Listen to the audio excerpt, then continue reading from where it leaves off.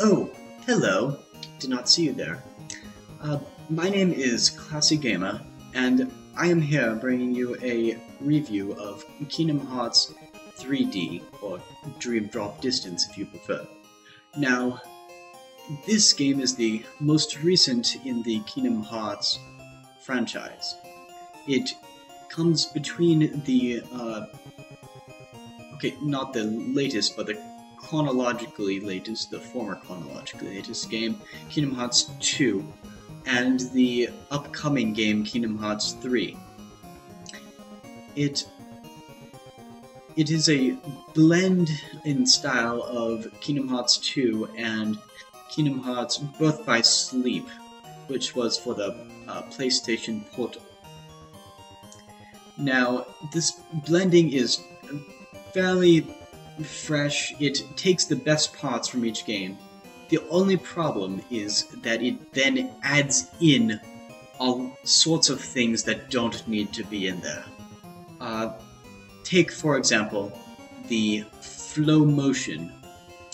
The flow motion is a feature in Kingdom Hearts 3D in which the character is able to dash up against a wall or some other structure and then become engulfed in a pink glowing aura, which then somehow allows them to fly about the screen and perform devastating rapid attacks. Now, this feature is, this addition is completely unnecessary within the gameplay. And while it sounds good in principle, there is the small fact that it is extremely unbalanced. It is far more powerful than your character's normal attacks, and it can be used almost any time, so that you will be using it all the time, and you will almost never use other attacks. Now, there is of course, the fact that you need things near you in order to dash up against, and that does limit it somewhat. But for the most part, there are going to be things near you. And in the cases where there are no things for you to dash up against, the game becomes much harder than it needs to be because you are so used to having that option. Now, it is not a whole lot powerful than your normal attacks, especially the late game techniques, but it is powerful enough that you will use it again and again and become very reliant on it. And that simply detracts from the gameplay. There is no strategy to flow motion. It is simply you dash up against an object and then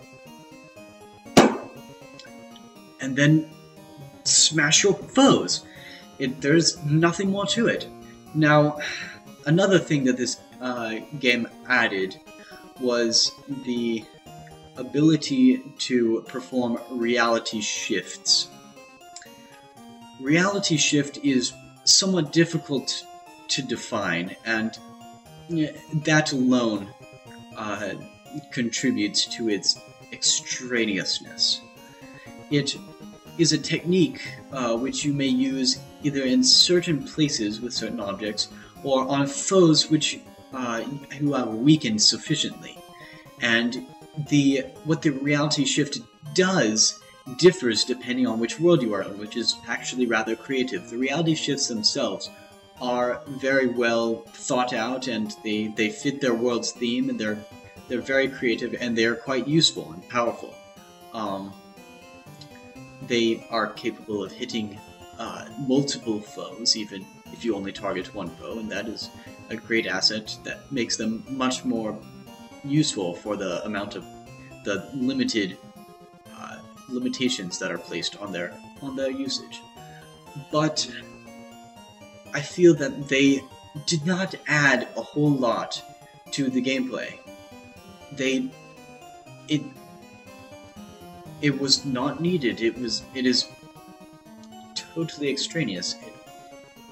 The reality shifts, why were they necessary? Was flow motion and normal techniques and your command deck not good enough for you? What else are they going to put in the next game? Is it going to be you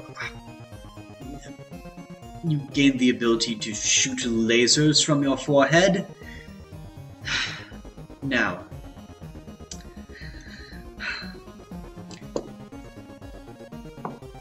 let us speak of the graphics. The graphics are very good. Now let me stress that. In this game, the graphics are very, very good. They're much better than the graphics in even Kingdom Hearts Birth by Sleep, or essentially all the other games. They're the best I have seen in a Kingdom Hearts game so far, even in 3D. But that would be they would be much better utilized if there were actually things in this game, and that is my greatest complaint with this game. The worlds are quite expansive, but they are empty. Now, what is the use of having a world that is deserted? I challenge you to find a single character that exists on the overworld map of any world in this game. And, in fact, if my memory serves correctly, there is one character that you can find that is not a Moogle, that is, the shopkeepers, which have no personality or role in the plot whatsoever. And that one character is Mickey Mouse, who appears in one place in the Three Musketeers world, and only once, and then he is gone forever.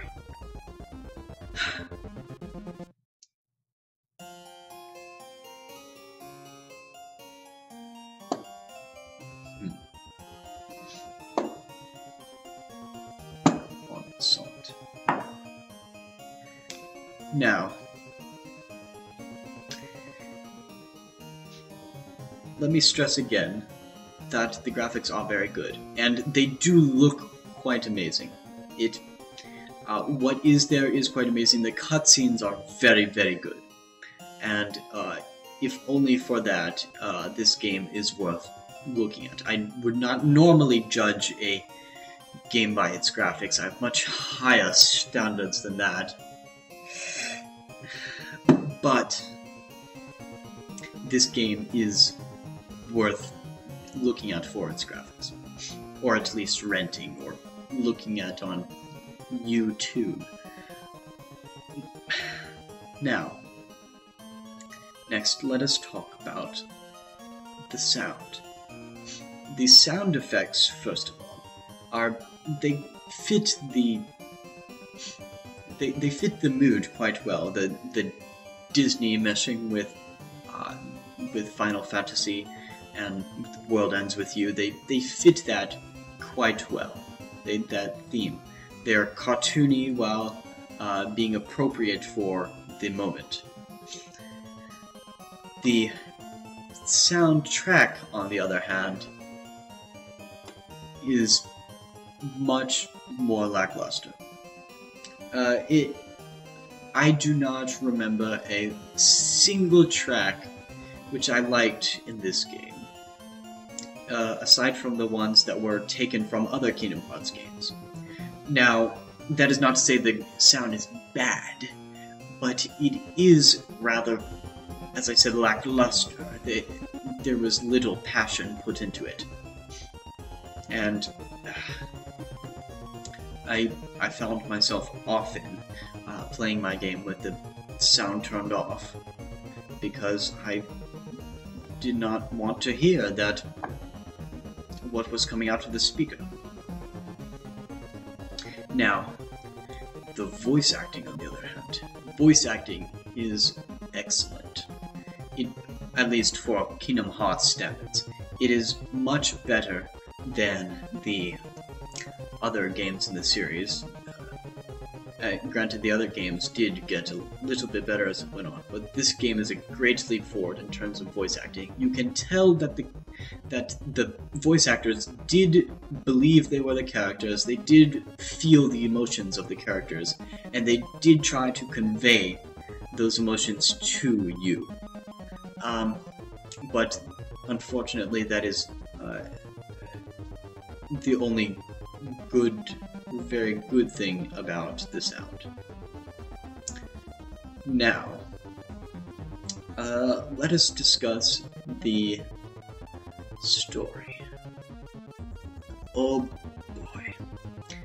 Kingdom Hearts is rather infamous for its story because of its numerous twists and turns and spirals and loop-de-loops and all sorts of track jumping and all of those knots and things which its story possesses. And while that is not necessarily a bad thing, but it does make it a little bit difficult for new players to enter the series. Now, I am not a new Kingdom Hearts player. I have played most of the other games, aside from 3 of 58 Half Days and Chain of Memories. But even I was very, very confused by what occurred in this game. Even its self-contained plot, even what was not leading into or leading from another game, was very, very confusing, and those who have played this game will know what I am talking about. Sora's falling from the sky.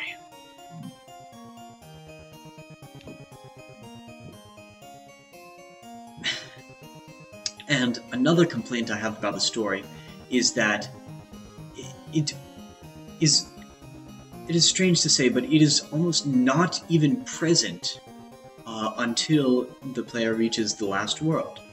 Until then, the player simply hops from world to world and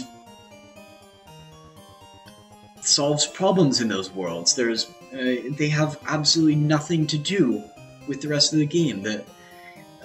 All of the worlds but the last one could be cut out, and the plot would suffer nothing. Now,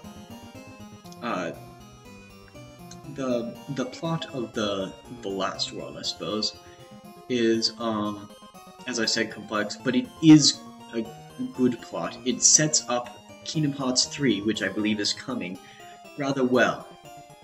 And it incorporates the storylines of the other Kingdom Hearts games very well as well. Yes, as well. And it does make the player feel something. It does feel epic to a degree, maybe not to the same extent that Kingdom Hearts 1 and 2 did, but certainly to the extent of Chain of Memories or Birth by Sleep. And it does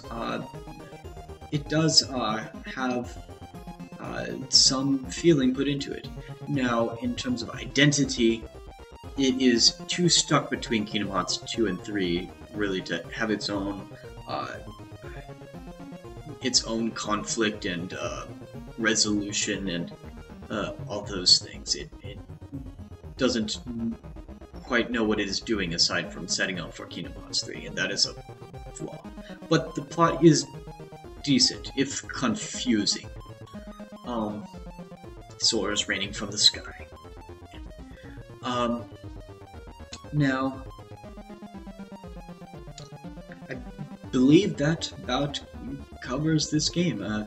The worlds are a bit too empty. That leads me to the replayability. Now, this game has, as I said, the worlds have almost nothing in them, and that includes side quests. Now, granted, there are many, many collectible chests with items in them scattered about the world, and it will take the player quite a good deal of time to find those. But it is a completely vacuous exercise. The items, by the time the player gets around to going between the worlds and finding the items, he or she does not need them. They simply add nothing. And, yes. There is a secret boss, but, again, it adds nothing. Now, yes, I remembered. I meant to talk about the drop gauge. Now, the drop gauge is possibly the single most annoying thing in this game. It's so frustrating. It's a gauge that fills up as the player plays, and once it fills up completely, no matter what the player is doing, whether they are smashing their foes, dashing into objects to use flow motion, or dueling with a boss, having an epic showdown, or anything, no matter what they're doing, the player is torn out of that character and placed in the other character's storyline. And there are items that are able to lower the drop gauge, which does mitigate the annoyance a little bit. But would it not have been much better to do as Chain of Memories did and simply have the two plot lines be sequential? Why not have the player play through Sora's storyline and then play through Riku's side? It does not make sense to me. And it seems that it does not even have any impact on the plot either. The characters simply do not acknowledge that the drop thing happens. I mean, they do it sometimes when they drop, they say, "Oh, I'm feeling dizzy," and then they fall asleep apparently, except I don't know how they could fall asleep when there are dozens of foes surrounding them, and wake up after the other character's drop gauge runs out and be fine. But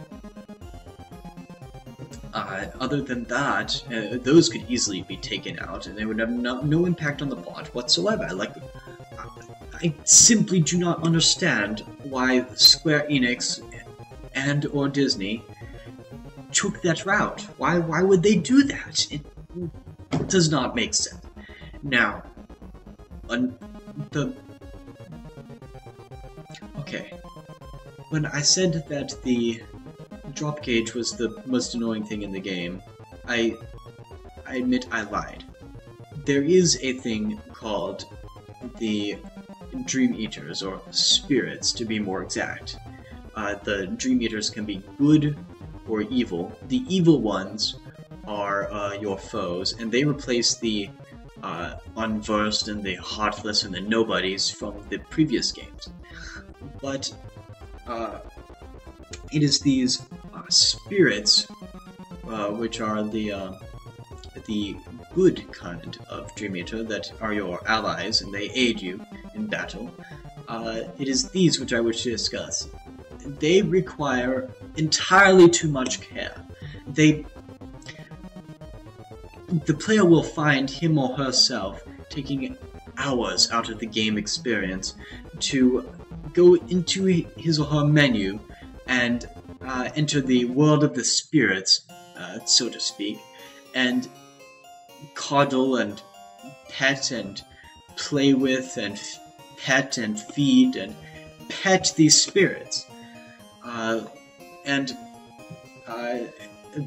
this is not, while the game is set up so that it is optional, it is not really an option to ignore this aspect of the game. because it is the only way for the player to gain new abilities.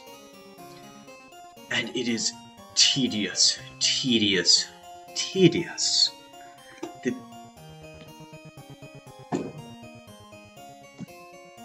Why did they feel a need to do this? Why, the spirits, why could they not simply level up by gaining experience in battle? Why need these pointless mini games and that make so the player must? Why? It adds nothing.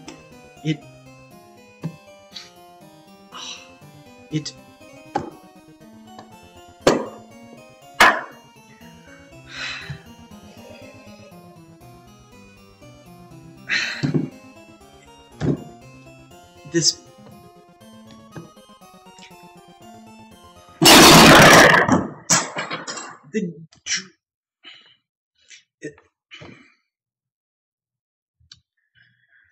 why did they feel the need to do this? It is so frustrating to have to take time out from battling your foes to play with pets. It does not fit with the rest of the game. It does not fit with the rest of the franchise. And why would they do it? Just why? Why was it done?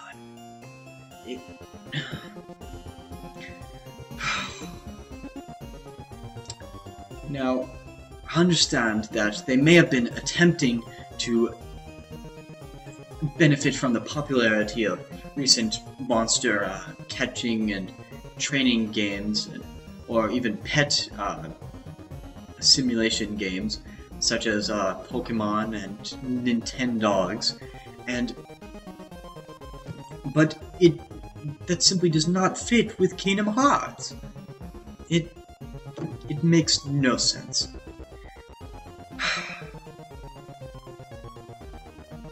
Now, with that said, this game is decent. Aside from the flaws it has, such as all the unnecessary things in the gameplay and the worlds being empty and the lack of replayability and the confusing plot and the drop gauge and the pets. Aside from those things, it's rather quite good, which I suppose leaves mostly the graphics and the voice acting.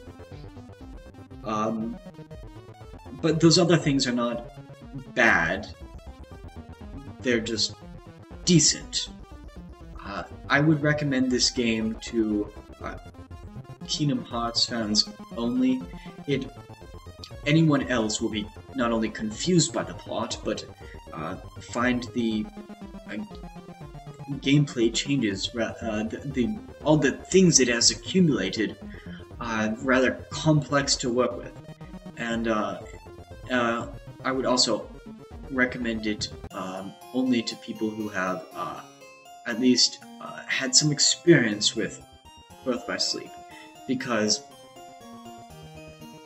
while its menu system is improved over Birth by Sleep, it is a little bit jarring to go from Kingdom Hearts 2 or 358 Half Days to Kingdom Hearts 3D. Now, I believe that is about all I have to say about this game. So, yes, so let me know what you think. I am the Classic Gamer, and checkmate. Farewell, good fellows.